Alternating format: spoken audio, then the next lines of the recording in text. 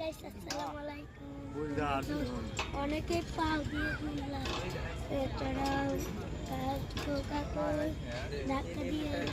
ধাক্কা দেওয়া লাগে লাগল প্রবলেম ভালো হচ্ছে এইটা ধরবা আর এই যে এরকম এরকম বেশি তো আমার